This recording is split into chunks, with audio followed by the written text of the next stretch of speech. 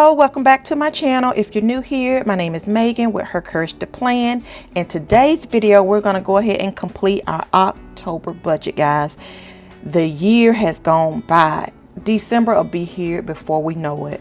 And it has just been an awesome year. 2019 is not playing. And 2020 will be here before we know it. So I am super excited because I do know that for the month of October, there's a few changes, and I just want to share that with you all. Now, this is my October budget kit that I do have in my Etsy shop, and I did the October budget kit release, and I'll link that video up above so that you can check it out. But I end up playing off the colors that is in my planner. This is a 2018-2019 classic size happy planner that I purchased back in, I want to say March or April. And this is just what I'm using to the end of this year because it does run out in December. And I just have not decided what I really want to do. But this budget kit here, this is the October budget kit. It has your affirmation on it. It is well with thee. I'm using that. Now I am using the add-on that I talked about in the October budget release for my paycheck budget because it has the notes. Now the one that actually comes with the kit, it actually has cash envelope section on it. And all of my budget kits come with stickers, guys, and that is a great value. You get your bill due stickers, and you get your payday stickers, and you get your budget scripts. So you want to check that out. My Etsy shop is linked below, and hopefully you'll be able to find something there that you like. I have a second paycheck budget sheet in here. Now for the month of October, I'm using the saving funds tracker. They're sinking funds, savings funds. I call them savings funds, but again, that's the reason why I put both of them in your kit. You can use both or you can opt to use one. But my layout is using the savings funds for October. And then of course the debt payoff tracker that I have in here for October. So yeah, let's go ahead and get right into doing our budget. I hope you all are having a fantastic day and everything is all well with you and the family. And now I'm actually using the Pilot Friction erasable pen in blue, and I do have my Amazon links below, and it'll go ahead and take you directly to these pens. I love these pens. So plan for hubby is $29.02, and he did increase his direct deposit to this particular account. If you're new to our channel, my husband and I, we allocate a portion of our paychecks into our joint household account, and we pay bills out of our joint household account. We still have our personal accounts for, our personal expenditures. I don't need to keep up with his personal. If you want to, get him some lunch, we don't keep up with that out of our household account. That's what the personal account's for. And if I need to pick up something, personal, if I want to get a pedicure or a manicure, then that shouldn't be coming out of our household account. So we still have a little bit of monies that we just kind of keep in our personal accounts, and trust me, it is a small amount. It's not a whole lot. It has been working great. We've started this as of July, and now October will be the 4th month, and we're just really enjoying that. All right, and so for me, planned is $12.80, okay, and then the total $41.82 that is planned income. All right, and then for giving, now we do tithe to our church, and we tithe 10% of our gross income, and what's planned is $10.84, and so we'll go ahead and total that here. And now for our expenses. Now our mortgage, this is what I was talking about earlier about some change. Now our mortgage is going to be going forward is $502, and it was $468. And I will tell you the reason why it's going up, guys. Back in October, we were part of the Hurricane Michael, and we were out of lights for 8 days. We lost some shingles on the roof. We had some fence damage, but of course we know that our damage was not as near as severe as others, and we're just so thankful for that. During this time, we did a claim to the insurance company, and we did not realize that our deductible was high as it was. We reduced our deductible on our homeowner's insurance policy, which of course increased the payment. And then our property taxes went up as well. And so we are escrow, which means our property taxes and insurance is all incorporated in this here mortgage payment. And so there was a difference. We could have paid it was like $400 and something. We could have paid that and been done with it. But I will tell you the truth, guys. And it was a deadline to pay it. The deadline passed. So I was like, well, babe, it's a $34 difference. Then, I mean, it's fine. I mean, we live in Georgia. We live in a low cost of living area. So this here is fine. And so that difference of $468 and $502, like I said, that's a $34 payment difference that we'll be paying on our mortgage due to the increase in the homeowner's insurance and the property taxes. That's the change there. And then hubby, like I said, he did increase his direct deposit to this account so that it would help, offset the increase in the expenditures. So I'm super grateful for that. It's our Netflix, and it is going to be $15.99. And our internet, I've already checked the internet bill, and it is $133.22. We do use the Every Dollar Budget app to track our monthly expenses as well. And so that is a wonderful app if you wanted to try it. We do have the free version. Okay, now YouTube is $11.99. So what I'm going to do is I'm going to stop here and I'm going to speed the video along. Then I'll come back and then I'll go ahead and give you an overview like I usually do. All right, guys, I will see you in a bit.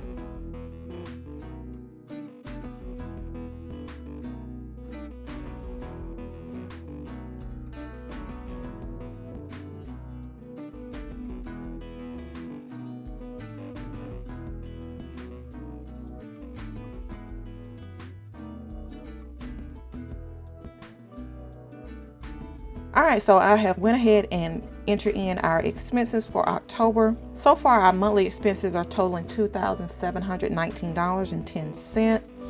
Our savings, again, the household savings, we automatically have $25 that is drafted from our joint checking, and it is sent to our joint savings. And like I said before, I do anticipate that going up. But it is automatically drafted at the end of the month. And so the tuition, our son's tuition, we are allocating $150 to that account to help beef up that account for his college tuition. And then our vacation, you guys know we are going on a retreat/vacation this month. And we are just ready to go, hon. We have been cash flowing this since February. And so we do not have any credit card debt. And this here should be our last month putting in such a big chunk into the vacation fund. Now we'll continue to have it, but we won't have to put so much in at one time. And so we're allocating $150 for the month of October again. So our total savings that we have allocated is $325, which is the same from last month. Okay, and then here we have our HELOC. So this is the extra debt HELOC. Now the regular payment is $125, and HELOC stands for Home Equity Line of Credit. So that's $125 payment is automatically being paid, but this here is the extra payment. So what we're going to go ahead and do down here on my budget worksheet, this is the budget overview, which is planned, and everything in the plan section is where you plug in here. When we come back for our mid-month check-in, check, then everything in the middle, these are the numbers we'll plug in. And then of course, when we do our monthly recap, we have a column for our actuals.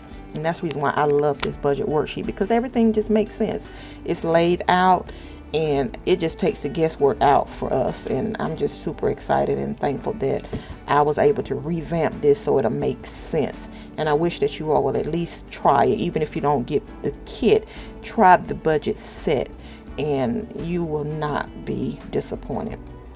So right here, the income plan, we'll go ahead and plug that in, the $4,182, and it says minus. So when we get ready to start calculating, we'll be deducting everything else to get our remaining.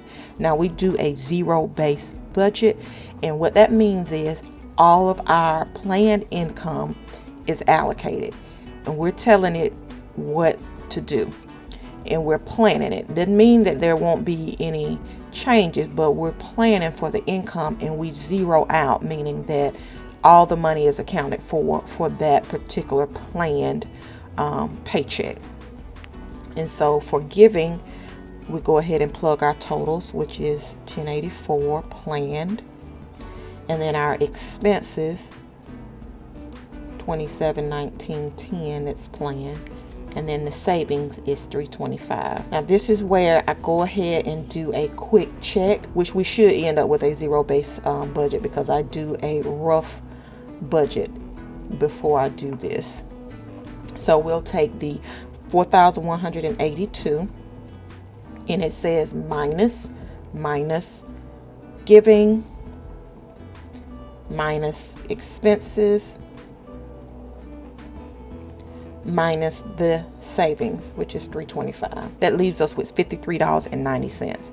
And so what I'm going to do is go ahead and put the $53.90 as planned for the HELOC for the extra payment. You know what your girl has been doing. I am going to still stay true to that. Whatever I can save in this grocery budget, it's allocated $700 per month, but whatever I can save, I'm going to put it toward the extra HELOC. That's definitely what I'm going to continue to do. And it just kind of challenges me, and it helps me to, try to do better. I do know that, everybody's budget is different. I do take my lunch to work Monday through Friday. Hubby, he takes his lunch sometimes, but I am consistent with doing that, and it makes a world of difference. So I do understand that has to be factored in. And then we do not do a whole lot of eating out, and if we do, we take that out of our personal spending accounts. We don't try to do that out of the household budget, because we're trying to make it just for our household expenses. The buffer is there for those unexpected expenses, but we just try to make sure dining, restaurants, we do that out of our personal. And again, that is our agreement, and it has been working really well. So, and then the plan here, we'll just go ahead and total that $53.90 for extra debt. And then I'll plug it in here. That'll give us our zero-based budget. So let's do this one more time. The 4182 minus 1084 minus expenses 2719.10 minus our savings plan, and then minus the extra debt gives us a zero-based budget. Now there is money in this account. We're just saying for October budget, we have planned our income and allocated it all over our planned expenses, if that makes sense. All right, so let me go ahead and put in the month of October up here, 2019. So this is our October budget. All right, and so let me go ahead and show you the savings funds and the debt tracker update for October. So the savings funds, you see here the starting balance $75, son's tuition $380, and the vacation $727.07, which is a total of $1182.07. Now if you watch the September budget recap, you'll see that the ending balance in the sinking savings funds is the beginning balance for October. The debt payoff tracker for October, I went ahead and updated it. The HELOC ending balance for September, where I actually did the debt payoff tracker update number 2. If you missed it, I'll link it up above so that you can watch it. But this is the ending balance, which becomes October's beginning balance. And I went ahead and just plugged in, of course, the minimum payment. And we'll finish plugging this in as far as the extra payment, total payment, and remaining balance once we do make the actual extra payment for October. And of course I went ahead and totaled it down here. So that is it for our October budget. I would like to know, have you all started your October budgeting yet? If so, leave me a comment down below. And guys, I am so thankful for you all. You all continue to watch our videos. You're liking our videos, you're commenting, and it really do mean a lot to us because it continues to encourage us to push forward and to be able to share our journey with you guys. If you have any questions, go ahead and ask your questions down below. And until the next time, guys, I will see you later. Bye.